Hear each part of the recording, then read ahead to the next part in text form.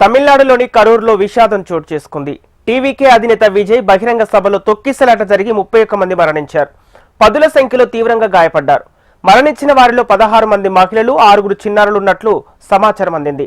ఘటనలో ఇంకా మృతుల సంఖ్య పెరిగే అవకాశాలున్నట్టు తెలుస్తోంది. గాయపడిన వారిని కరూరు ఆసుపత్రిని తరలించి చికిత్స అందిస్తున్నారు. కరూరులో విజయ్ చేపట్టిన ర్యాలీకి 10,000 మందికి అనుమతి తీసుకున్నారు. అయితే ఊహించని రీతిలో భారీ ఎత్తున జనం తరలి వచ్చారు. దాదాపు 50,000 మంది రావడంతో కార్నర్ మీటింగ్ ప్రాంగణం అంతా జనంతో నిండిపోయింది. విజయ్ కార్నర్ మీటింగ్ కు 6 గంటలు ఆలస్యంగా రావడంతో అప్పటిదాకా వేచి చూసిన అభిమానులు విజయ్ను చూసేందుకు ఉత్సాహంతో ముందుకు వచ్చేందుకు ప్రయత్నించారు. దాంతో తోపులాట ప్రారంభమైంది. అభిమానులు తోసుకోవద్దంటూ విజయ్ వారించారు. అయితే అప్పటికే పరిస్థితి చేజారిపోయింది. ఒక్కసారిగా తొక్కిసలాట చోటు చేసుకుంది.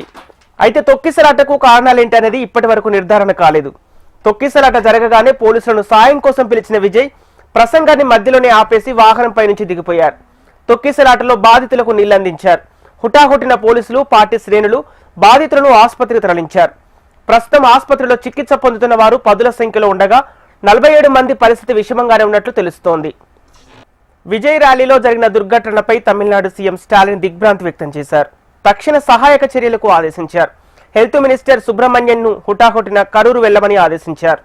ఘటనపై జిల్లా కలెక్టర్ను నివేదిక కోరారు. రేపు ఘటనా స్థలాన్ని పరిశీలించనున్న స్టాలిన్ బాధిత కుటుంబాలను పరామర్శించనున్నారు.